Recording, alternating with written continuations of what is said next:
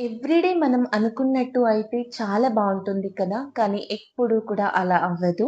కొన్ని డేస్ చాలా బావుంటాయి. కొన్ని డేస్ అస్సలు బాగోదు. ఇప్పుడైతే నా డే అలానే ఉంది. 2 డేస్ ఇంకా ఏదో ఒక డిస్టర్బెన్స్ ఉంది మైండ్‌లో. ఒక నెగటివిటీ ఉంది మైండ్‌లో. దానివల్ల చాలా డిస్టర్బ్‌గా ఇంట్లో అసలు ఏది చేయకుండా ఉండిపోయింది. ఇలా ఉండడం అసలు నాకే నచ్చడం లేదు. కొన్ని మెమోరీస్ గుర్తొస్తున్నాయి. లైక్ ఫ్రెండ్స్ అండ్ రిలేటివ్స్‌తో జరిగినవి. బట్ ఇలా ఉంటే నేను ఇంకా నెగెటివ్‌గా ఫీల్ అవుతాను అనిపిచ్చి ఆఫీస్ అయిన తర్వాత నా కొన్ని వర్క్స్‌ని రీస్టార్ట్ చేసుకున్నాను. లైక్ పెండింగ్ వర్క్స్ అన్నీ కంప్లీట్ చేసుకోవాలని. సో, అదే ఇక్కడ స్టార్ట్ చేస్తున్నాను. కొన్నిసార్లు మనం మూడ్ బాగలేకపోతేనో ఆర్ డిస్టర్బ్‌గా ఉంటేనో ఇలా క్లీనింగ్ ఈజ్ మై థెరపీ. నాకైతే క్లీనింగ్ చేయడం చాలా వరకు నచ్చుతది. అండ్ నేను కూడా బిరీనా సెట్ అయిపోతానన్నమాట. అండ్ రిషి కూడా నాకు చాలా వరకు హెల్ప్ చేశాడు. లైక్ క్లీనింగ్ వర్క్స్‌లో. ఎందుకంటే నేను Sunday every week or monthly cleaning పెట్టుకుంటాను కదా! బట్ ఈ సండే అలా పెట్టుకోలేదు కాబట్టి, రిషి చాలా వరకు నాకు హెల్ప్ చేశాడు. లైక్ అన్నిటిలోనూ. సో దట్ వర్క్ కూడా ఎర్లీగా కంప్లీట్ అయిపోయింది. సో, మొత్తం క్లీనింగ్ కంప్లీట్ అయిపోయింది. లైక్ నేను 4:30 అలా స్టార్ట్ చేశాననుకుంటా క్లీన్ చేయడం. అండ్ ఇప్పటికైతే మొత్తం క్లీనింగ్ కంప్లీట్ అయిపోయింది. అండ్ ఫ్రెష్ అప్ కూడా అయ్యాను. ఇప్పుడు దీపం పెట్టేసుకొని తర్వాత కిచెన్‌లో కొంచెం వర్క్ ఉంది చూపిస్తాను. లైక్ ఫుడ్ చేసుకున్నాను కదా! అవన్నీ అలానే ఉన్నాయి. సో, దాన్ని కూడా కొంచెం క్లీన్ చేసుకోవాలి. బిఫోర్ ఆహ్, దీపం పెట్టేసుకొని వచ్చి తర్వాత క్లీన్ చేసుకుందాం అన్నట్టుగా నేను ఇప్పుడు దాన్ని అలానే వదిలేస్తున్నాను. నాకు పర్సనల్లీ వర్క్ అయ్యేది ఒకటి చెప్తాను. నేను చాలా డిస్టర్బ్ ఉన్నప్పుడు ఆర్ నా మైండ్, నా మూడ్ అంతా ఒక నెగెటివ్ వైబ్‌తో ఉండిపోయినప్పుడు ఇలా దేవుడి గదిలోకి వెళ్లి ఒక దీపం పెట్టుకొని సాయిబాబా వాళ్ళతో కొంచెం అలా మనసు విప్పి మాట్లాడతాను. మనం ఎమోషన్స్ కావచ్చు, మన బాధ కావచ్చు, మనం ఎవరికీ చెప్పుకోలేని సిట్యుయేషన్‌లో ఉన్నప్పుడు, ఆ దేవుడితో మన బాధల్ని చెప్పుకోకపోయినా పర్లేదు. అలా వాళ్ళ వంక చూస్తూ ఉంటే చాలా వరకు మనకున్న కన్‌ఫ్యూజన్ క్లియర్ అవుతుంది. అండ్ మన బాధ కూడా తగ్గుతుంది. ఇదైతే నేను రెగ్యులర్‌గా ఫాలో అవుతాను. లైక్ నాకు బాధ అనిపించినప్పుడు నేను కంపల్సరీ ఇది చేయిస్తాను. సో, మీలో ఎవరికైనా ఇది నచ్చితే ఒక్కసారి ట్రై చేసి చూడండి. మన బాధల్ని, మన ఆలోచనల్ని మనుషులతోనే చెప్పుకోవాల్సిన అవసరం లేదు. ఇలా మనకి కనిపించని ఆ దేవుడికి కూడా చెప్పుకోవచ్చు. లైక్ తనేదో వచ్చి చేసేస్తాడని కాదు గానీ, మనలో ఒక పీస్‌ని కలిగిస్తాడని. తర్వాత రిషి ఇక్కడ మహాభారత స్టోరీస్ కంప్లీట్ చేసేస్తున్నాడు. లైక్ నేను చాలా ప్రౌడ్‌గా ఫీల్ అవుతున్నాను. ఒక డిక్షనరీ పెట్టుకొని తనకి అర్థం కాని మీనింగ్స్‌ని తనే చదువుకుంటున్నాడు. ఏదైనా చాప్టర్ అర్థం కాకపోతేనే నన్ను అడుగుతాడు. లేకపోతే చాలా వరకు తనే అన్ని స్టోరీస్ కంప్లీట్ చేసేస్తున్నాడు. ఇప్పుడైతే ప్రెజెంట్ 'ద్రౌపది స్వయంవరం' దగ్గర ఉన్నాడు. లాస్ట్ టైమ్ ఈ బుక్ గురించి చూపించాను మీకు. లైక్ 151 స్టోరీస్ ఆఫ్ మహాభారత అని. సో, అదే ఇక్కడ చదువుతున్నాడు.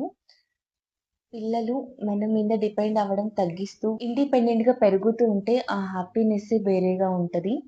సో, తనకి కొన్ని డౌట్స్ ఉంటే క్లియర్ చేసేసి తర్వాత కిచెన్‌లోకి వెళ్ళి ఈరోజైతే చపాతీ అండ్ వెజిటబుల్ కర్రీ చేయాలనుకుంటున్నా. సో, దానికి ఇక్కడ ప్రిపరేషన్స్ చేసుకుంటున్నా. వేడి చానా ఉంది కదా! చాలా వరకు నాకు పాలు విరిగిపోవడం అలా జరుగుతుంది. మార్నింగ్ హడావిడిలో ఫ్రిడ్జ్‌లో పెట్టడం మర్చిపోయాను. సో, ఈరోజు పాలు విరిగిపోయింది. సో, దీన్ని ఇంకా దేనికి యూజ్ చేయలేమన్నమాట.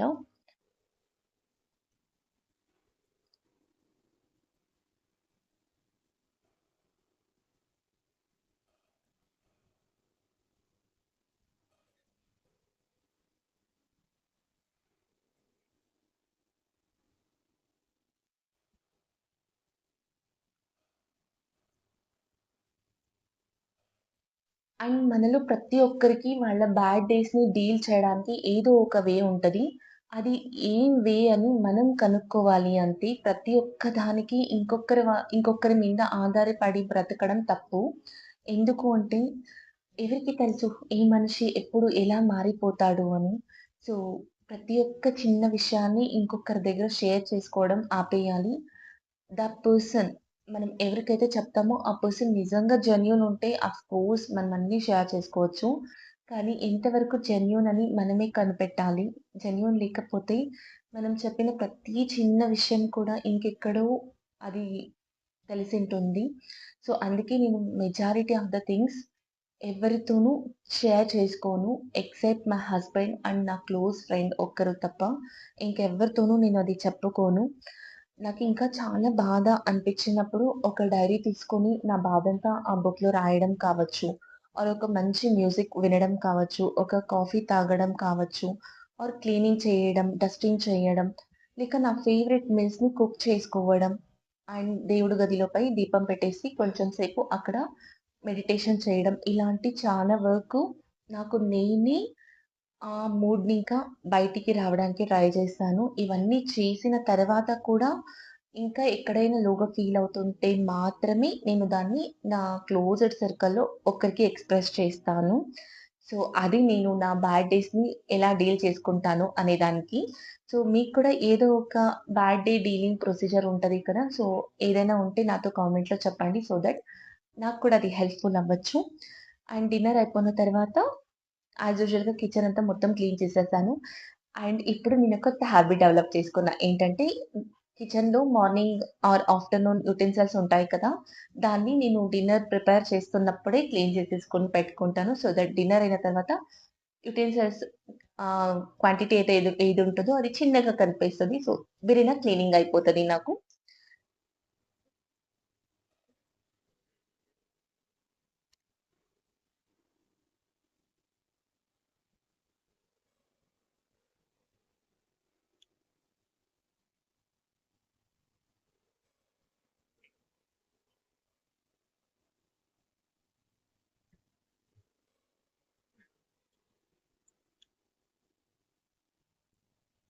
నైటే నేను కొన్ని పప్పులు లైక్ పల్సెస్ నానపెట్టుకోవాల్సుంటాయి. అవి నానపెట్టుకొని అండ్ ఇడ్లీ, దోసకి కూడా బియ్యం, రవ్వ అండ్ ఉద్దిపప్పు నానపెట్టి పెట్టేసుకుంటున్నాను.